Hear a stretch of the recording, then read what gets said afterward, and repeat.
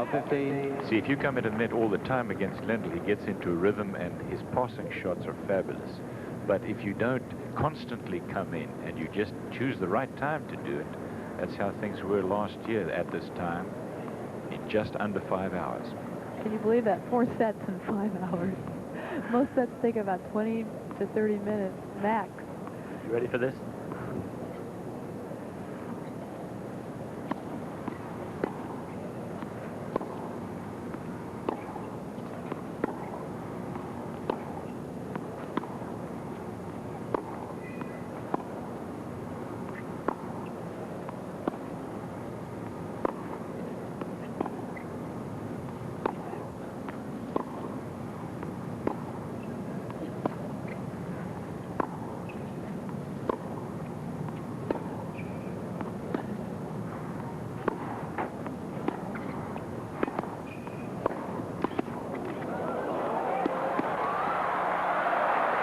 That'll do Lendl a lot of good.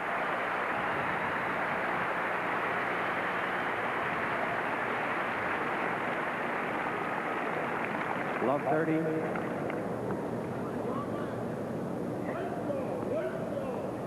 Good movement from Mats again. The drop volley is a dangerous play on this hard court because if you don't hit it perfectly, you're at the mercy of the man who's coming into the net. Because the ball bounces very high. Yep. Gives you time. Unlike clay or grass. Stays much lower. Right. 15-30. Well, you hear Lendl yelling at himself to hit it. That stat was interesting. Most of the winners at 25 unforced errors, they say now, from Ivan Lendl. He's got to cut those out. Otherwise, his crown is slipping away. Matt knows at this time in the match if he can continue to play the way he has so far that he can win this match. The important thing is not to think too far ahead.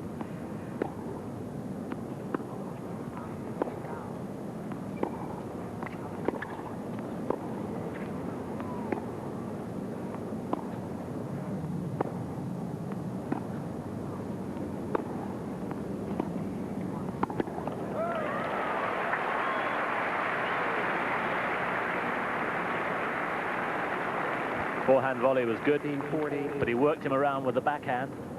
That's what he needs to do more of. That was the shot that set it all up. He has a tendency to hit that volley with a slightly loose wrist sometimes, so he doesn't put it away, but there was no mechanical problem with that one, as you saw. 2 break-back points for Ivan Lendl.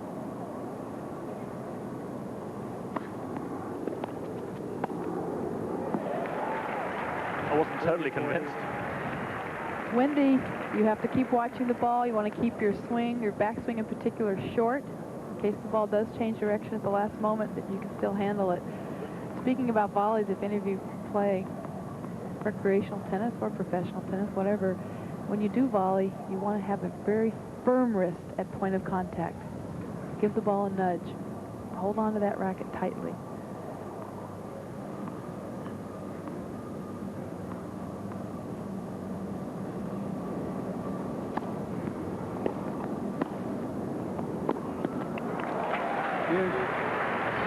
Break points against him last time he served, or at least one. This game he's had 2 break points as Elena Stasi watches it. But Ivan Lendl is just not playing the kind of tennis that he can play. A passing shot like that, as you can see from that expression, he knows he should make. Yeah, well, he covered the ball. His face of his racket was closed. He was covering the ball too much, so the ball went too low. At point of contact, your racket has to be like perpendicular to the ground. He had his racket hit parallel almost to the ground.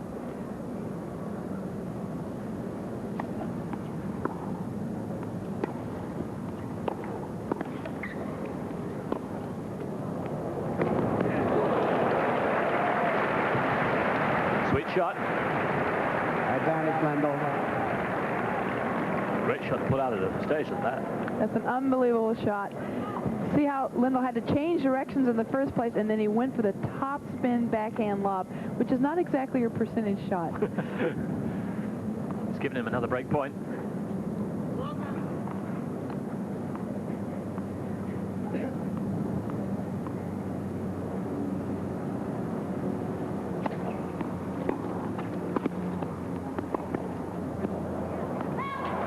Deuce. Well, that's the one that Lendl usually makes, is the one off the forehand. It's one of his favorite shots. Top spin forehand lob.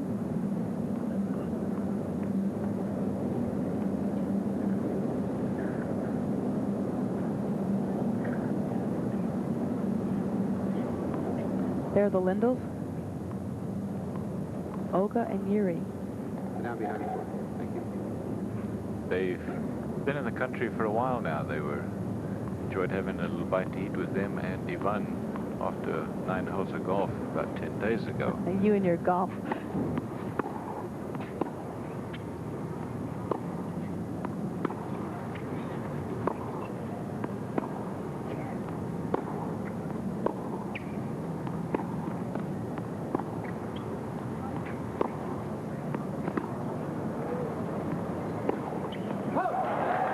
Advantage, wilander. Interestingly, Lendl thought that Jimmy Connors was going to beat Andre Agassi and that Lendl, would have to play Connors in the semi-final. Didn't turn out that way. Agassi won, of course. And now he's playing Mats Wilander in the final, and he's in all kinds of trouble. Don't you feel like, I feel as if Lendl's pressing a little bit here. Just going for a little too much too soon. He's not playing within himself. Again, I think he's tight. He is tight. He may be tight, but he knows to go for it. That's what a champion knows. He knows he's going to have to make the shot. That Wilander's not going to give it to him. But as you said about the backhand lob, he really isn't playing percentage tennis at the moment. Well, the last one was, but that backhand lob was phenomenal.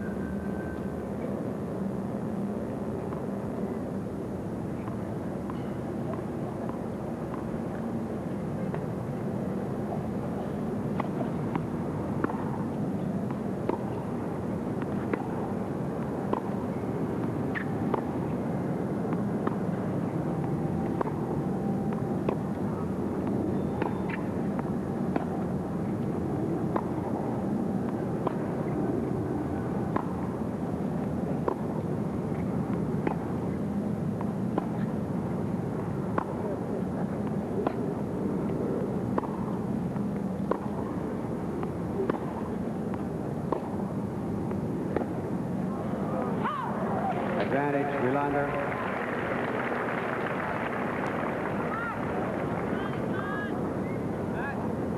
Big game, this one. Lendl trying to turn the pressure back on Mats.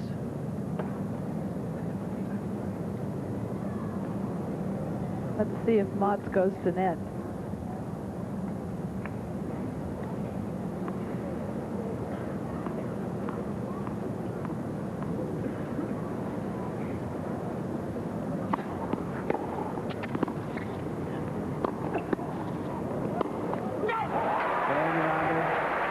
There's your answer. And look how keen he was to win that game. Wilander leads 3-love. It's just not like the fella who broke onto the scene some 7 years ago. Completely changed. It is very interesting to me how this draw turned out, Simon. When Ivan Lendl saw the draw, he said that if he had made it himself, it could not have been kinder to him. And as it turned out, he got to the final relatively easily. Had a tough match with Andre Agassi, who lost the first set, and in the first round, Amos Mansdorf gave him some trouble. But in the bottom half of the draw, Mats Wilander must have got a shock when he saw his draw, because, well, he had McEnroe there, Henri Lecomte of France, Mathieusz.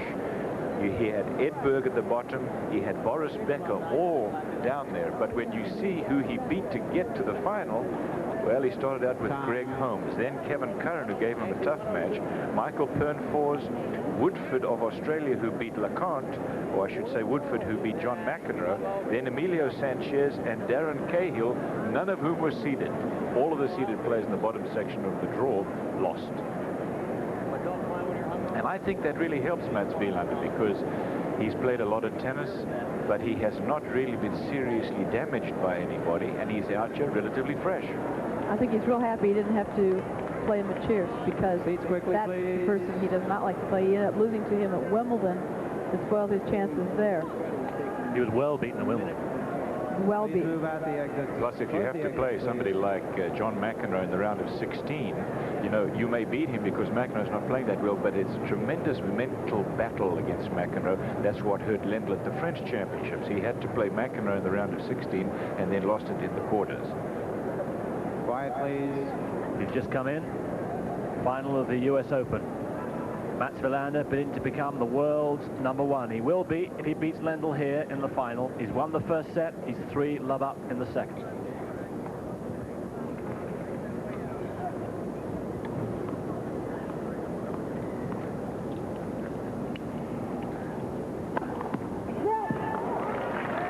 First serve.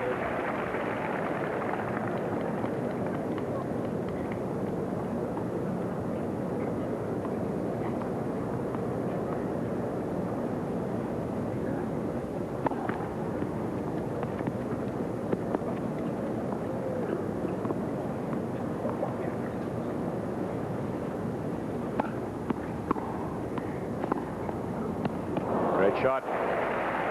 15 love. Lendl was asked yesterday after his match with Agassi what the keys in this match today were going to be for him, and he said, this is a quote, "I think he's going to miss less than Andre, but on the other hand, he shouldn't be able to hurt me as much as Andre. I will get more play on more balls if, let's say, I hit a short ball. On the other hand, unless I hit a good shot, I probably won't get a free point." Pretty good assessment from Lendl. That's what's happened.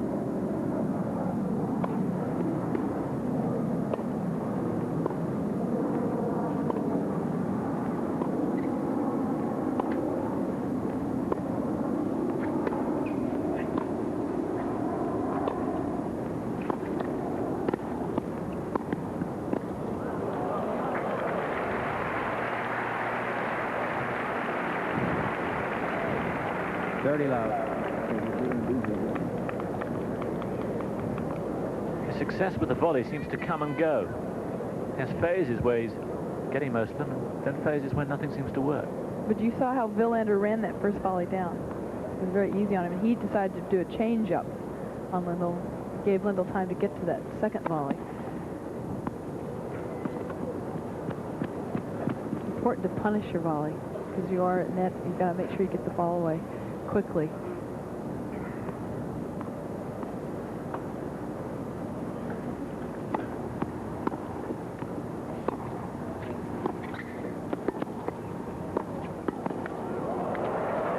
He moved well there. Good effort from Lendl. He's picked it up a gear the last couple of points. 40 love. I think that he realizes now that he's got to get into the net more, because if he doesn't, he's just going to get too much pressure from Wilander. That's right. He's trying to take the net away from Wilander is what he's trying to do, at least match him.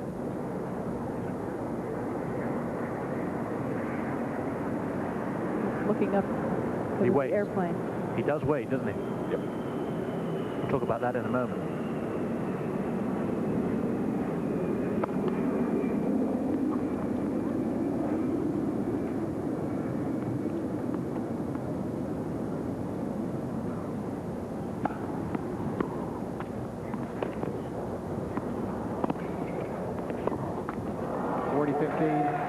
Lendl will wait for the planes overhead.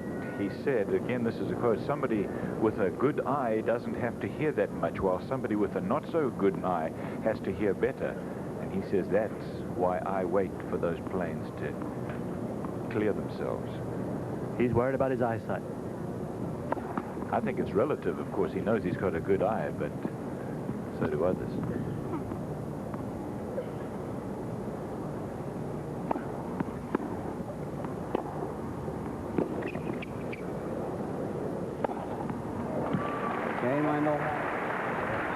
And for all sorts of reasons, he'll be more pleased with himself after that. Wilander leads 3-1.